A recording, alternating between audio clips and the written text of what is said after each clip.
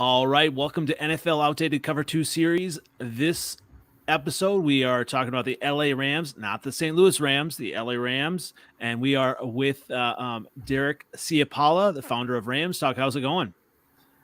I'm living the dream every freaking day. Living the freaking dream. I did want to say frickin' a few times, just to get things going. Let's do it, yeah. You know, and it's Thursday night here. We're watching the Cardinals play. That's just kind of looking at. Is that one of the biggest rivalries? Do you think you have within the division, Cardinals or? No, it's heading that way. I mean, they beat us for the first time in 4 or 5 years this last time out, and they beat us. They beat the Rams. There was no way around it. First quarter, the Rams, I thought, outplayed them. After that, the Cardinals had them, and then but you go back for the Rams and their rivalry, the traditional rivalry, the 49ers, and then the Seahawks has really kind of emerged in the last 10 years. The Cardinals have been up and down. The Rams have been down, and now they're up. And they just really haven't kind of come together to where they are now, where they're top two in the division, and the traditional rivals, the 49ers and Seahawks, are down. So, this is new for me to actually count the Cardinals as kind of a rival, although they've been in the NFC West for quite a while. Now, how long have you been a Rams fan, covering the Rams? Back to the St. Louis days, or obviously? I've been following the Rams since 1987. Okay, so when they were the LA Rams the first time, right? Yeah. Oh, yeah. Okay. It's a long time. A lot of losses. A lot of depressing losses. And some of those came to the Bears. Oh, yeah. Yeah. I remember a little bit of that. And I'm from Iowa originally. And so I really enjoyed the, St. Louis Rams toward the end there with Kurt Warner. Yeah. Tell me about that. Yeah. You were a fan of Kurt Warner? Or? No, I was a fan of the team. I was not a fan of how the end, basically, and how of how the last few years in St. Louis went for many, many reasons, not just the football operations part of it, but the fight between the city and the team and everything that kind of went with it. It really ruined the experience, of, even though the Rams were closer to me, because I live in Ohio now. Okay. Even though they were closer to me, by the time the Rams moved, I was like, sweet, bye, go home. Right. Because of, I was covering the team during this time frame, and I was one of the people who I was writing for Yahoo Sports at the time, and I was basically saying, listen, the writing's on the wall here. This is what you. And meanwhile, St. Louis media was basically saying, well, Stan Kroenke's a Missouri boy. He's never going to leave. It's all part of this kind of 4D check. Anybody like me or somebody else who would say differently would say that call Chicken Littles. And I actually wanted the team to stay in St. Louis, and then I actually sat down with the guy from Bring Back the Rams, and he hit me right in the right place. I'm a history teacher. I teach history full time. Oh, cool. And when he was able to bring back those memories of the team being in LA, and then looking at all the other factors in St. Louis, I wrote an article that basically made the argument that, yeah, they should go home. And there's a complete changed my mind. And after that, the St. Louis fan base turned on me so quick, it wasn't even funny. So it became pretty ugly really quickly, covering it from there. But we kept Rams Talk running all through that, and we've been covering ever since. We've kind of evolved from a site that writes articles with the Rams to really just kind of podcasting now, because nobody goes and reads anymore. Right. Why read? I don't know, but that's where we are. Yeah, it's interesting. Like St. Louis, it is more of a baseball town, and I mean, it was so weird. I remember growing up, they had the St. Louis Cardinals and the St. Louis Cardinals, and then they moved, Arizona, Phoenix Cardinals, all that, and so that's kind of been up and down. But it's so teams, that kind of move, from cities. I don't know. I mean. So they kind of turned on you just because you were negative like that then, or no? Well, because I I did two things. I went against the whole idea that they're going to stay. And B, I started calling out the hot garbage that was coming out from the pro St. Louis crowd because they weren't telling the truth. And they weren't using sense either. I mean, even today, the court case right now going on with the NFL, it's amazing to me in the whole conversation. One, well, the courts keep ruling against the NFL. They keep ruling against the Rams. It's still in Missouri courts. It's still in St. Louis courts. You think you're not getting home cooking there? Yeah, you're getting home cooking there. And yet the other part no one's talking about in this process of this kind of lawsuits going on, no one's asking about the one very simple thing. The Rams get discovery too. Not just St. Louis. So every little thing that pops out, they leak it out in the media and they're saying, well, this is showing this, so this shows this, shows this. It's absolute idiocy. Because what did you expect Stan Kroenke to do? If you know the background to the St. Louis lease, you know that it was a poison pill from the get-go. That stadium was outdated by the time it opened in 1995. Georgia Frontier in 2004 basically gave them a get-out-of-jail-free card. They did a few minor upgrades and said, we'll call it even for now. But the contract said, listen, you got to be top quarter of the league. So Stan Kroenke takes over, and sure enough, in his lease, same thing. Every 10 years, it's got to be top quarter of the league. And you knew that St. Louis didn't take it seriously. They didn't put money aside for it. They had no way to pay for it. But yet St. Louis is on the hook for it, not the Rams. So the Rams easily win arbitration because St. Louis was not going to pay that. They lowballed the Rams twice on that. They wanted the Rams to pay for their responsibility for it.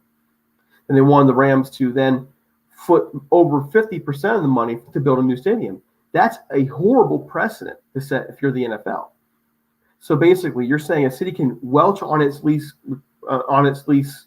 deals, and as a result, get a public stadium, paid for by more than 50% by the NFL team and not the public. And nobody in St. Louis seems to think that that's kosher. I mean, wrong? They think it's kosher. That's a crock. The NFL was never going to allow it. They were never going to stay. Well, let's say, the Rams, they kept giving us hope. Listen, no, they told you what they wanted in their arbitration. They wanted a dome stadium that could host a Super Bowl, and you gave them a 60,000-seat stadium on the riverfront. Hey, let's flood it. It's going to happen sooner or later. What do they do? So, and when they told the funding was committed, was settled. So you got me going now. I'm fired up. You get this funding. It's settled, but it was never actually settled on their side, anyways. So they were trying to force Kroenke to fund a stadium there. If the guy felt the market was worth it, he stays. Obviously, he did, but he knew they weren't going to be able to do what they said to do. So any good owner would of any company, you went and you found option A. Plan B. Because plan A had to be St. Louis, right? If they fulfilled the needs of the lease, the team's still there. But they were never going to do it. They thought, in my estimation, they thought that they would be able to do the same thing they do at Frontier, which was get a sweetheart deal for that stadium, and he wasn't going to do that because that's not Kroenke wanted. Kroenke wanted top flight stuff. His stadium plan showed that. It's so interesting. I mean, yeah, these owners, they're businessmen and women. They know what they're doing, and they have to look at what's best for them. And when you're part of the NFL, I mean, it's a business. It's a huge business, and you can't just the sweetheart deals and things like that. And so kind of moving to on the field, we have some additions with Matthew Stafford now. What is the value to Matthew Stafford being on the Rams now, kind of going forward, as opposed to what was there before? I think you saw it last weekend. If you were able to watch the game, we were big supporters of Jared Goff. We supported pretty heavy, but he lost me probably halfway through last year. And what became really obvious to me was that Jared Goff, and I'll say this, I'm not afraid to say it, I caught the Detroit people off guard last week, and they interviewed me for their show. And Jared Goff has all the physical tools to be an elite quarterback in this league. I'm talking top 2, top 3. He can make every throw. But up here, that's Jared Goff's downfall. Guy can't read well at the line. Doesn't adjust well at the line. He doesn't, he doesn't lead in that way. And in my view, either that's depth perception, ability to read it, or you're not preparing. That could be an interesting point, because I was talking to a Lions fan today, how he's talking about how Jared Goff missed I think it was Swift in the end zone, or he missed it, and he just doesn't. I'm not sure what kind of you saw as far as that the year they went to the Super Bowl, but yeah, I mean he seemed to beyond and there was that game. Did he outdueled? Did he go back and forth with Mahomes, yeah, and so he had that in him, and so where did that come from? And I mean, obviously that was because he had protection, he had time, So the moment, and it was Detroit that figured it out, and I was at that game. And what Detroit started doing was they started really making sure they got somebody hitting him every down. And the Rams have been doing a real good job of masking kind of the aging players in the line. And we'll probably see it this year with Whitworth. And as the year goes on, he tires out a little bit. He starts off on fire, like he did this year. He's a great defensive, offensive lineman, but he's 40 freaking years old, man. You're getting tired. And as the year wore, and then the Lions did that week, and the Bears came out the very next game and just destroyed Jared Goff, 4 interceptions. And that's really, I think, where his downturns start, because he was able to get by on talent alone before that. Give him protection up front. You have one of the best running backs in the league at the time in Todd Gurley, and you're able to get by. But Gurley gets hurt. And all of a sudden, your offensive line is starting a little bit. Well, the good quarterbacks in this league adjust. But this is where he got exposed, because if you're out the line, you're seeing a lineman move over. You're seeing someone getting ready for a different rush going from this side, vice being over here. If you're seeing, if you see a safety coming in, pulling in, you should be reading this stuff, right? But he wasn't reading it. And a lot of his mistakes he was making in the middle of the field. So in the middle of the field, it's on now, and you just can't do that. And the thing was, he didn't seem to ever really learn. So then you get Matthew Stafford, and Matthew Stafford's going to make his mistakes. But Matthew Stafford never had a fair shake in Detroit. And anybody who tries to say differently is an idiot, because he may have had one of the greatest receivers of all time, but he usually didn't have a running back or an offensive line or a defense. True. Defense, so he never had a full team around him, and he never had an offensive mind that was really into it like a Sean McVay was. So what we get now with Matt Stafford? Matt Stafford is a guy who will come to the line, he'll make those decisions. He will take the shot. And he's commanding. He's already earned the respect of this roster. And he's a little bit more emotionally than Jared Goff was. Jared Goff was a laid-back California guy, and a lot of times that works. But when the pressure's on, you want to see your guy cares. You need a little bit of emotion coming out of him. You weren't going to get that. So the bigger thing is Matthew Stafford. I think what we're going to find out is what I've been hearing from. I heard from both Detroit guys last week, and I think what we're seeing just in this transition to his offense, because he's not really even gelled into his offense yet, and he's already putting up great numbers. We're going to find out that Matthew Stafford all along probably was a top 5 quarterback in this league. He's never had the proper support around him. So, yeah, speaking of kind of that support, we talk about quarterbacks and, needing to have a good match with a coach. The talk right now that Baker Mayfield is a good match with his coach in Cleveland. And so this is a good match with Sean McVay. And what is the genius of Sean McVay? You want me to actually call it genius? Oh, okay. Go ahead. Yeah. I mean, from outside looking in, I'd say a genius, because I've heard him talk, and he kind of knows he knows football. What would you call him? I'd say, I don't know if I'll call him a genius. I call him probably a prodigy. Okay. A guy who can remember things. He can remember every image of every game. A guy who can pull up plays from a certain place, a certain time. He can pull up, results from teams left and right.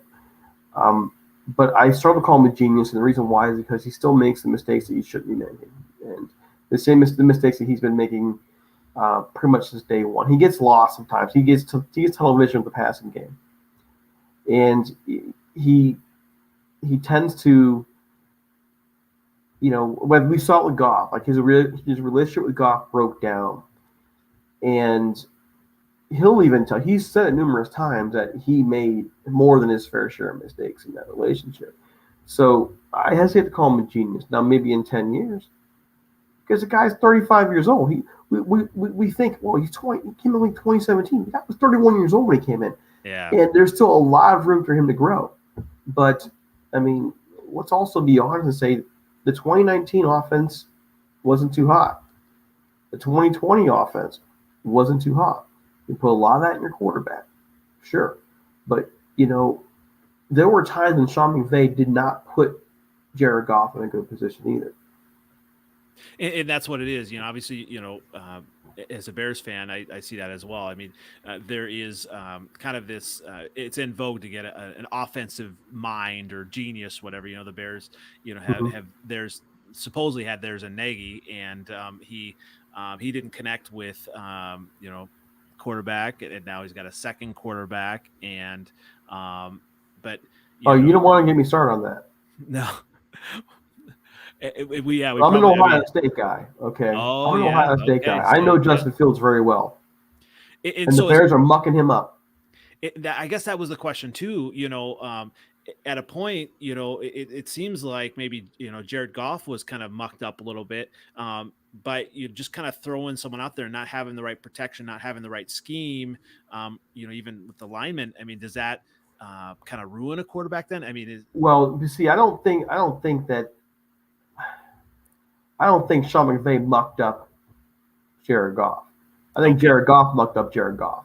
Agreed. Okay, yeah. You're an NFL quarterback, and when injuries happen, when teams adjust to you, your coach still needs you to go out there and make the plays. So if you need to have your coach feeding stuff into your thing, and you can't go up and read defense, and you can't step up in the pocket like you're supposed to, that's on you. You got to make that preparation. So Sean McVay lost faith in Jared Goff. That's the bottom line. And then Sean McVay, because of that, lost confidence in how he wants to run his offense. So here's a really big question the Rams had. The Rams had this huge question following the Super Bowl loss. The genius of Sean McVay, his offense, can he adjust? And people kept saying, well, he's not adjusting. No, go back and watch the film. He was adjusting. But he didn't have the quarterback to do what he was trying to adjust to. He had to adjust to adjust. He was trying to do things, but he couldn't execute. So, with Jared I still want Goff, to get my Justin Fields rant in, by the way. You say that again? I still want to get my Justin Fields rant in. We'll get that. We'll get there. We'll definitely get there. But as far as kind of we talked about injuries as well. Let's move on to the Rams running backs, and you've got one of the supposed stars this year injured in Cam Akers. Talk about like what Henderson has done, and then does Michelle have a place, and then what about the future of Akers in that offense? Well, I'll say Akers first. Akers, torn his Achilles, and with the Achilles, you never know what you're going to get. You don't. I mean, they're talking about him being back for the playoffs. If he's back for the playoffs, he's not going to be himself. Mm-mm. So we might not see the Cam Akers we expect for next year, Cam. And who knows how long it will be, if he's ever the same guy he was. Okay. Because he's more between the tackles, right? Then, or is he? The thing that's good about Cam Akers is he does all those things well. Yeah. Okay. Yeah, he does all those things well. He's a full all-purpose back. He's not great in everything either. He just does a lot of things well, and that's why the Rams like him so much. Mm-hmm. So you get him, you lose him, and I mean, man, losing him hurt. It hurt a lot. And I think we've seen that in some of their games thus far because they have not relied on the running game like we think they wanted to. Although, again, going back to our previous question, McVay, that's one of his downfalls. He tends to get television and will very easily go away from his running game. And that will hurt him this season. Henderson and Michelle, though, together are a good 1-2 combo. They both provide different things. Henderson's great out of the backfield. You can get him between the tackles. You can get him out off tackle. You can get him off the edges, and you can get him out in the receiving game. He does a lot of those things well. So, in my view, he could probably start for almost every team in this league and be a 1,000-yard rusher easily.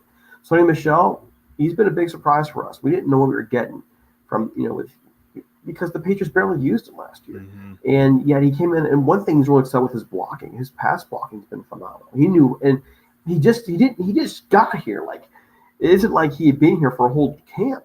So he's been a good find. Together, these guys are going to be able to carry the load. The problem is we lost Jake Funk, our third back.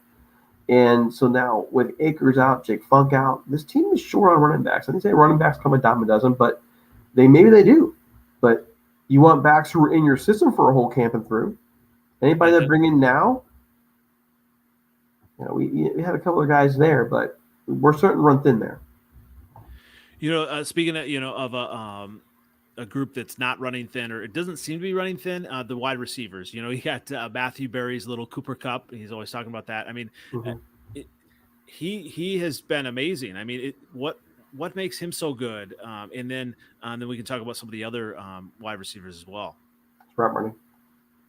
His route running is phenomenal. Mm-hmm. He's not the fastest guy in the world, but he's like he's not. Of course, he's not Jerry Rice, but he's like a Jerry Rice. And Jerry Rice's route running is what made the difference. Jerry Rice was not a speedster, but he ran routes that took guys out of their shoes. Cooper Kupp's a lot the same way. He runs perfect routes and he works at it.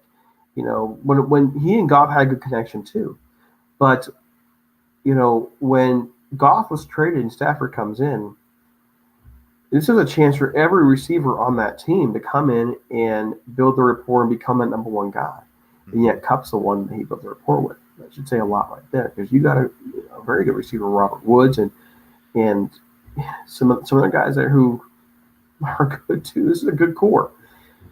So all that in mind, to me, what makes Cooper Kupp so great is route running, his competitiveness, and the fact that he actually got better after ACL surgery. He got faster. Like, you can tell this person, the work ethic involved in that is off the chain. The fact that he got faster after tearing an ACL says a lot. Absolutely. Well, the rest of the wide receiver crew, I don't really know what to make. Like I was all on the last year I was not on the Robert Woods bandwagon, and then he ended up doing really well, and then so I jumped on the bandwagon this year, and he's kind of been out and in a little bit. And then Van Jefferson, he's had some good catches. And what are those roles with the offense as well? I think what you're seeing with the Rams right now is this is a team that even though they're 6-1, they really have not really figured everything out with the offense yet. As good as this offense can be, it can be a whole lot better. And that includes with the wide receiving core right now. For the wide receivers, you're talking about Robert Woods, and the thing with him is he is that good. He is that good. He's actually the heart and soul of the receiving core, okay? Because his hands make the difference. His leadership with that receiving core makes a difference. Cooper Kupp, in my view, is not Cooper Kupp without Robert Woods. So I don't know what's going to happen with him down the line as he's getting a little older, especially with the team salary cap issues they have. And the fact that you have Van Jefferson. And Van Jefferson has star written all over him. Star. Is he more? Is he similar to Robert Woods in just the kind of his role, the makeup? I'd say he's similar but faster. Okay, so if Woods moved on, then Jefferson could move into that spot. But he's faster. Okay. He can be a deep threat. So whereas Robert Woods isn't necessarily going to be a deep threat, he used to be a little more of one. Van can be, and his route running is so smooth coming off. Going just any kind of route you want him to run, but especially downfield. Again, like a Jerry Rice. It's what you're going to see with these Rams receivers. They're route runners. They're not fast. They're not fast. They're not your speedsters, but they play fast because of how they run the routes.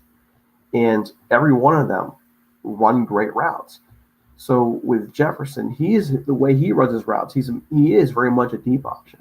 And that really kind of leads you with Deshaun Jackson because you wouldn't guide him to be that deep guy. And they really haven't used him very much. And they should. They really should. at least take a couple shots a game with him, because that's what's really going to open up Van a little bit closer to the sideline. It's going to open up Cooper underneath and Robert Woods underneath some more. But that's the big problem. They have so many options that they really have not been able to really get everybody in the offense the way you'd want them to. Well, yeah, and speaking of kind of another option that, was big last year, Tyler Higbee. I mean, does he have the potential to be elite, or, what's really kind of happening with him this year? I don't know about elite as much as really stinking good. Elite guys, you kind of think will be a little faster, a little bit more of a playmaker, but what he is steady. He's where you need him to be every single freaking time. And his hands have improved so much from his first year. His hands have gotten so much better that you can actually depend on him. The first couple of years he had athleticism, but you couldn't count on his hands. Now you can. And the guy's also a good run blocker. So with him out there, I hesitate to say elite, but he's got still, he easily could be a top 5, top 10 tight end in the league. Were you surprised they kind of let Gerald Everett go, or was that just kind of the writing was on the wall? The writing was on the wall, and the writing really became clear when Higbee emerged when Gerald Everett got hurt. Because that year, people don't seem to realize it, but Everett was on fire. And that he got hurt, Higbee moved up into that slot and was amazing, like for 7 straight games. And from that point forward, when Everett came back, he was just out of the offense. But the real problem with Everett is where Higbee has worked into it. He doesn't have the same athleticism that Everett had. He doesn't have the same speed that Everett had. Everett had all the physical tools, but Higbee has the technique. Everett never emerged past the potential zone. He was just the guy who had all this potential. I mean, Gerald Everett, the physical skills, he could have been an all-pro. Maybe he will. I kind of doubt at this point. The guy's been in the league long enough now. He should have become one if he's going to. But he has all the physical talent to become an elite tight end, but it just never worked. Higbee just was steady and just kept getting better and better and better, becoming more dependable. And then before you know it, he's the guy they stuck with, and they had to let Everett go. Then we're going to keep them both. And Higbee kind of came out of nowhere, didn't he? I mean, for us on the outside, it seemed like.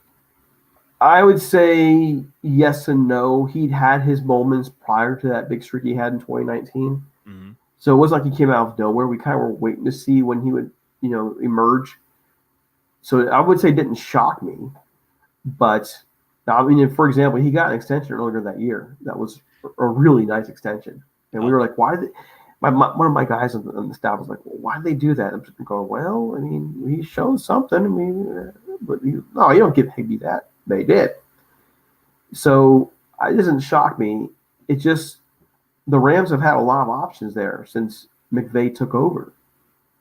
And that's the big problem I think the Rams actually have. Sometimes you have too many hands out there waiting for football. Well, isn't that kind of a good thing overall for an offense, though? I mean, maybe not from a fantasy perspective, but I mean, offense gelling together, it's good to have options, isn't it? It's great to have options until egos get in the way.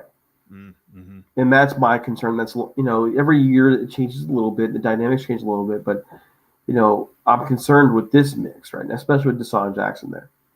The guy, if he's healthy, he should be getting the football. You brought him into your deep threat. Robert Woods, he should be getting the football. He just had that conversation with McVay a couple weeks ago. So you only have so many hands and so many opportunities. Plus, you have your running game to try and spread things around too. So, there are egos involved, especially for guys who have been there and paid their dues. And that's why you're paying them to be there. That's why you're paying Deshaun Jackson to be there. So in that respect, I'm just kind of waiting to see if that pops up later on in the year. Why aren't these guys getting the football?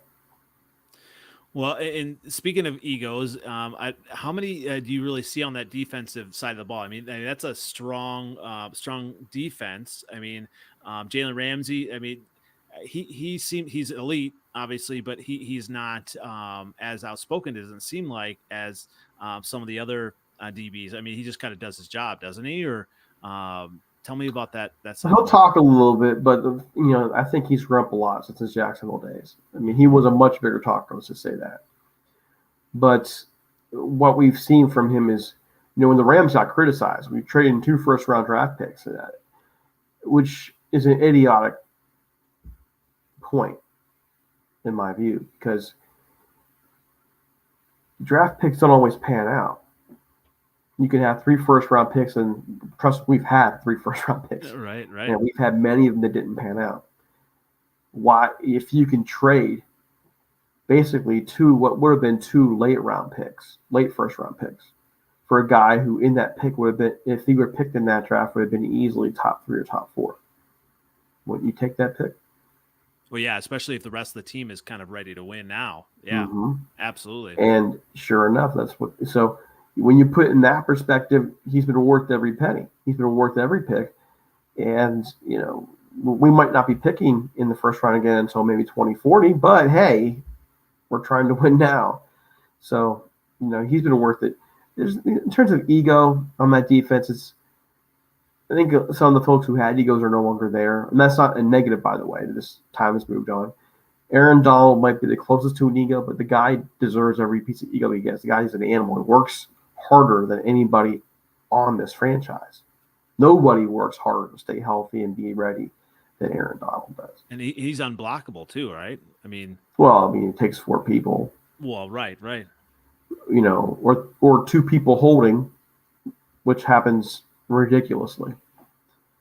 So.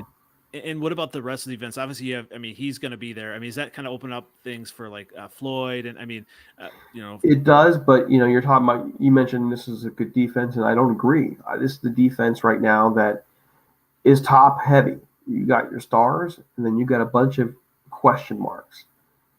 And part of that is you lost your defensive coordinator who moved over to the Chargers, and you bring Raheem Morris, and folks all here on our side are getting on Raheem Morris like crazy. I don't think it's really fair because, one, these aren't his guys. He's operating with guys that may or may not be with the scheme he prefers. And then B, you're still, working in with these guys. The Rams lost a lot of depth. They lost John Johnson over to Cleveland. They lost a corner, Troy Hill, to Cleveland. They've lost linebackers in the last couple of years. And this is my real problem with the league in general. If you are a team, like the Rams are really very good at the draft. They get heat every year. They trade their first-round picks away. Well, why can they do that? Because they're freaking good at developing their second, third, fourth, fifth, sixth-round picks. They're very good at it, especially on defense. They develop guys, and then come year 4, year 5, you either got to pay them or let them go. Well, when you got stars on your roster like they do, they have to let them go.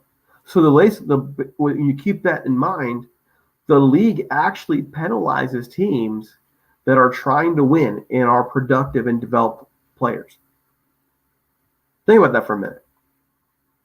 Look of all the players the Rams have lost that they developed. They didn't trade for them. They drafted them or picked them up as undrafted and developed them.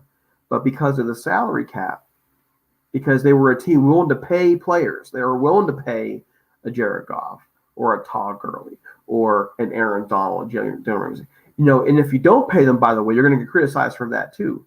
But teams like that are actually being penalized by not being able to keep the guys they develop. We say, well, then just pay them instead of the stars. Well, you developed them. So I think the league's system has been kind of exposed for its flaws there because teams that are really good at developing players are the ones that pay the price for it. So you got to choose: go pay stars from other teams, or pay your own, and try and do both. How do you do it? Yeah, and you talked about flaws. Kind of getting back to the defense. You said it's not. You would disagree with me. Is it the secondary that's because obviously you have Aaron Donald. What are the flaws of that defense then? Rams fans will typically tell you right now that it's okay. They're a bend but not break defense. They create a lot of turnovers. They do, but here's the problem: the secondary is struggling without John Johnson there. The guys they had set in place they're still adjusting to their positions. I don't know if they'll wind up making it happen or not. We've had some guys hurt at corner between Darius Williams and Robert Rochelle. The linebacking core was weak last year. And then we go and trade Kenny Young, which made no sense. Why'd you trade your starting inside linebacker when you're already starting a linebacker? That was kind of a curious move. I didn't know if they had. I think they're going to make a corresponding move. I think they've got somebody in mind they're trying to get. We've heard rumors of Miles Jack. I know it's a rumor. I'm not saying it's real. But I'd say that until that happens, curiously, the defensive line itself has not really been all that great alongside Aaron Donald. He creates a lot of opportunities, but players need to step up and take advantage of those opportunities. And then sometimes Sebastian Joseph Day will do that. Ashawn Robinson's been hurt a little bit.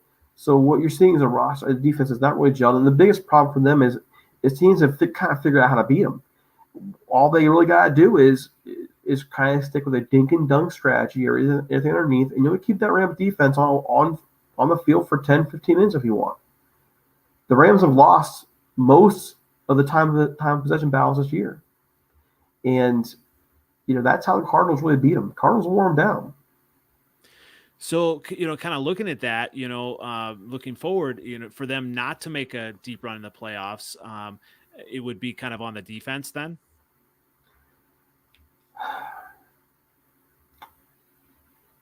I would say probably. I mean, the offense isn't quite there yet either. It's amazing. For a 6-1 football team, they still have a lot of room to grow. They're a good team, don't get me wrong, but there's still a lot of room for them to grow. I mean, the sky is the limit just because of their stars alone. But underneath, you pull back some of the layers, and there are concerns. So this, to me, it's kind of a feast or famine team. They'll make the playoffs, but they're either going to be a first round out or a Super Bowl contender. They're not in between. I would say it was so interesting as a Bears fan. I kind of expected it, the blowout, right away, and I didn't expect much. Obviously, I think the Bears are in a different spot, and so as soon as that win, it just seemed like Super Bowl contender and all that. And it's been kind of going back and forth between the Tampa Bay game and Arizona game and all this. What do you see this the win prediction for the season and realistically, do you see them getting to the Super Bowl, or is that too far fetched? I mean, you said it's either or. Well, I think it depends on a couple things. Health. That's a big factor for them because, again, they're top heavy, and they still have a lot of dead cap on the books. People don't realize that. So that dead cap has hurt them from being able to sign more depth in the offseason. And that will come back around in the next year or so. But you look at right now, they're 6-1. They should be 7-1 after this weekend. They're a bad matchup for the Titans. I have really rough feelings about that. They'll probably, they don't play the 49ers well at all. That's right after them. Then comes the bye. So 7-1, they could actually hit a 3-game skid between Tennessee, 49ers, and Green Bay. Jacksonville, 8-4. Arizona, I think they'll take that one, 9-4. They'll take Seattle 10-4. So I see them as a 12-5, 13-14 right now. That their big stretch between the 31st and the 15th is where I think they're going to have their hardest moments because they'll win that game on the 31st. Sorry, the 7th and 28th. They'll win that game on the 31st, but that Tennessee game is a bad matchup for what that defense does. And the 49ers in San Francisco, then they can play at Green Bay. That's a rough matchup. Yeah. So that will probably be their rough stretch. Down the line, the schedule doesn't seem too difficult after that. They'll have Arizona on the road. I think they'll get their vengeance back there. Seattle at home. Seattle's a mess. Baltimore will be a problem for a lot of the same reasons that Tennessee will be a problem. But, the schedule itself after that, so I'll go 12-5, 13-4. And would it matter for them to have a home playoff game, or I mean, is it really a home field advantage for them yet there? Oh, it is a home field advantage. It's a home field advantage. You know, they take a bad rap in LA. LA gets a bad rap, but people don't understand. You know, like you play at the Coliseum. It was the worst. It was the worst game in the league. It was a horrible place to try and find parking at. Tailgating was a mess. You know, you come up to getting into the gates into a game. It took you, hour and a half to get in the gate at the Coliseum to get seated. So a lot of times they're not filling in until the second quarter. And people just didn't want all the trouble. This was a fan base that for 20 years sat basically went to the sports bar and watched the Rams on TV. Why go through all the trouble to go to the Coliseum? You know, the SoFi is different. SoFi is it's cathedral. It's a work of art. It's home. And we saw that. Like if in the Tampa Bay game, you saw it. Especially the Tampa Bay game, the way the fans were there. Chicago always travels well, but the Ram fans had a pretty good turnout there as well. It is a true home field now. This is the first time I've actually had a real home field. Yeah, that's definitely a good thing. You know, and I was just listening to Chicago radio the other week about when they had the Raiders game and the Vegas. I mean, that's kind of become a destination, and that's not necessarily a home field advantage for the teams because I mean, you got people, everyone traveling there, and so that's interesting that the Rams have that home field. I mean, feel. I think that's huge, definitely. Yeah, and it's still growing. I mean, this is a team that is still finding its way in LA. You know, people need to realize that this is a franchise that burned a lot of bridges on the way out. Mm-hmm. And you kept this core. You kept this core that still loved the team and supported them in St. Louis. But then you got to come back, right? And by the time you come back, a whole generation is lost. Mm-hmm. And they picked up the Niners and the Cowboys and the Raiders. No one picked the Chargers. I mean, that's a whole different story. But they picked up teams from different places. A lot of these fans that come in there were transient fans, who moved to California. They lost a generation. That's going to take time to really build. But you have your hardcores there. And if you ever take a look at Rams Twitter, they call it the Ramily. It's really corny. I saw, They call it the Ramily. But it's also very true. Like, you are considered like family. It's got very much a family atmosphere. Interesting. And as corny as it is, it's Ramily. That's really freaking corny. But in the end, it's also really true. Yeah. So to me, there are very few fan bases that are like that. So. Well, you talked about building for the future. What do you see some of the definite needs going into next year in the draft? Linebacker. Definitely, yep. Linebacker. They're going to need some secondary depth. Losing John Johnson, I think they're not really realizing how much that hurt. They're probably going to need a tight end. They'll probably take someone late again. Try a dial in the rough. Offensive line is going to be consistent, but they don't like drafting offensive line. So I would probably say defensive line the most, linebacker, secondary. It'll be a defense draft. Mostly. And do you say they don't have their first round pick this year, or they do, or they don't? They don't. Yep. So, and when's the next official time they have it? It's a few years out, you said, right? I think my child will be graduating high school by then. Okay, so he's 6 now. So there you go.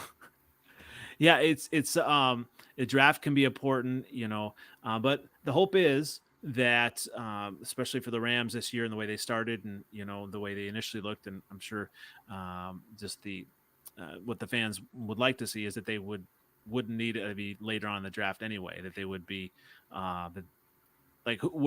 who's would pick for them this year.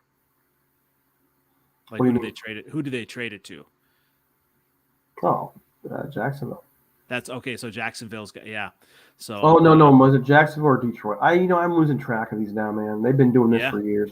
Yeah. I think actually 2022 should be Detroit. Okay. So we're looking probably 2024 before they have a first round pick again.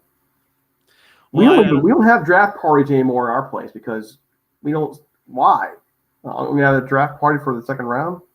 Yeah. No one really does it. Yeah. But I mean, I guess when you look what the Rams are doing, they probably have a 2-year window. Actually, I think more next year than this year.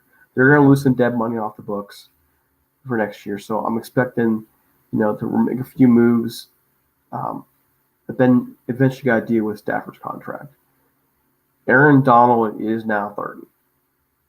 Some of the core of this team is now getting to that age. They only have a little bit of a shelf life left in some cases. So they're not an old team by any stretch of the imagination. They're still actually pretty young, but a lot of that young is that underneath stuff that needs work. So what's probably going to happen here is the Rams are going to have to make some choices here pretty soon as to what they're going to do with guys like Aaron Donald. Yeah, Aaron Donald.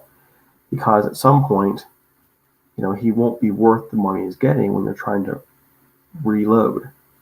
That's not happening yet. The guy is still the best player in the game, but he signed a 6-year deal. You don't see many guys playing his position that stay that great when they're 34. And that's when his deal will be up. So they're going to be making that decision sooner or later. They're going to be making decisions on what they're going to do with Stafford, because you still have the Goff dead money there too, and that's coming off. And are you going to try and extend him longer? He's 33 now. He'll be 34 next year. If he stays healthy, great. But he's been beat up a lot in his career. So the Rams have choices to make. And the big thing for them, because of all these moves they've made, sooner or later they're going to take their medicine. The question is how long they can avoid taking their medicine. They're taking it some now in that they lack depth. But they're going to have to take their foot off the gas pedal at some point and reload. I'm not saying rebuild. They have enough talent spread out in the age brackets to where they can probably avoid a rebuild. But they're going to need to reload at some point. And would that change with if they if they went to the Super Bowl and they won it, would that change anything? No. I think if they went to the Super Bowl and won it this year, they're going to try and win again next year. I think really it's a 2-year window for them before they have to go back and move some things around the reload. I think it's a 2-year window, this year, next year. I think next year more than this year. I think, with some dead money coming off the books coming the next year, there are a whole lot of contracts that are up right now, that this is, year one of the plan and year two. That's kind of how I read it. And then after year two, they're going to have to make some adjustments. Yeah, it's so interesting. Like in the NFL, I mean, regardless of whether they get to a Super Bowl or win a Super Bowl, it seems like they kind of stay the course. A lot of teams stay the course. Well, I mean, you want to try and get as much out of guys like Aaron Donald as you can. You want to get. We're finding out with Matt Stafford that getting a pretty close to elite quarterback on your roster these days is hard to do. You have a lot of good quarterbacks. Mm-hmm. You have a few great ones and only a couple elite. I think Matt Stafford is in between that great and elite. We're going to find out because, I think he kind of got masked in Detroit. Now with talent around him, it's a different story. So when you have that kind of quarterback, at least for your team, you want to do everything you can to get him there. For the Rams, they spent a lot of capital to get where they are. They spent a lot of first-round picks, a couple second-round picks. They've put a lot of money on the dead cap table for this. They have to get some results. And the Chargers are young and good, by the way. And the Chargers don't present a whole lot of competition. But there's still competition. You want to own LA. You want to be the team in LA. Oh, absolutely. Yeah. Well, this has been great. I wanted to give you a little bit of time. We were talking about quarterbacks, and I wanted to hear a little bit of your Justin Fields rant. You have a couple thoughts on him kind of as we're ending here. Bears are idiots. Go ahead. Yeah. Bears are idiots. Listen, you don't go out there and get Justin Fields, the guy who has multiple tools, and try and run him in a conventional offense. It's not going to work. Okay. Yep. And if you are going to try and run a conventional offense, then you shouldn't be putting him on the field, period. Go get, Andy Dalton back out there in his broken body and go out there and take the hits this year. If you're got, don't ruin this guy's career because you feel pressured to play this guy. Justin Fields will be a franchise quarterback for you. He will. But he also needs a chance to develop. And if you're not going to develop him, then you're wasting his career and you're wasting your career. Period. He's not the kind of guy who is ready to go out there and be a starter right away. He's got every tool in the book. I saw him do some things that to this day blow my mind. The Clemson game, this guy got destroyed on a play. Mm-hmm. Messed up his ribs, his back. He's going, oh man, the guy, and he comes right back on that field. He beats Clemson. That's where I fell in love with him. I was like, and it's just he reads defense as well. He can make every throw you want him to make. He, he's had a little adversity going from having to move from Georgia to Ohio State, and he just has every tool. Mm-hmm. Those tools just need sharpened for the NFL game. Mm-hmm. They're not going to get sharpened for throwing the Wolves every week. Yeah, he's a guy you should have kept him on the bench learning behind Andy Dalton for a year. That's the kind of guy and you know what? I don't know what it is about Ohio State quarterbacks. The Washington football team did the same thing. With Haskins, yeah? With Haskins. He wasn't mature enough to handle it. Now, Fields is different. He's mature enough, but both of them needed that time, that seasoning. Agreed. To move over. Sometimes you ran a zone read over there. You're not going to run a whole lot of zone reads in the NFL. You got to get them their mind on what the NFL game is. And so, Washington did something similar in how they used him. And I think Haskins is actually in a good position right now in Pittsburgh to develop. And now you have, Justin Fields, who, in my view, this is going to blow some people's minds when I say this. I think he might be the best quarterback to ever come out of Ohio State. Interesting. Yeah. I mean, we all say, Bear didn't make it in the NFL. I'm talking, let me rephrase it, the best pro quarterback to come out, pro talent quarterback to come out. He's got all the tools and all the physical gifts to be a Super Bowl quarterback. And sure enough, no offense to you as a Bears guy, the Bears do this to all the freaking quarterbacks they get. They destroy them. Like sooner or later, you got to stop the bleeding. Sooner or later, you got to stop the curse. The first thing they should, if Matt Nagy can't develop this guy, you go bring in somebody who can. Yeah, you bring a quarterback coach whose life is Justin Fields. You bring an offensive quarterback whose life is Justin Fields. You have somebody who's there working with him every single freaking day, and you're not putting him out there on the field to get destroyed by the Packers, get destroyed by other teams, by Aaron Donald. You don't put him in those positions at all to where you wreck this guy's career and you get David Carr syndrome. Yeah. Well, that's what I'm worried about. Yeah, but obviously the hope is that they would have, a coach eventually that would be able to develop and, help them grow. But, this has been fantastic. I definitely appreciate all of your thoughts on the Rams. And where can everyone find you then? Oh, well, the pit of hell. No, I'm at Rams Talk. Talk Rams on Twitter. Mm-hmm. Follow me also on Twitter at Ciapala. All our podcasts are available anywhere podcasts can be found. And that's pretty much it. And can they still find you at ramstalk.net as well? Yeah, but we're really not writing a whole lot right now. It's really called Podcasting World. Perfect. Yep. So that's where I would go. All right. Podcast. Well, thanks again. Once again, this has been NFL Outdated Cover 2 series on the LA Rams.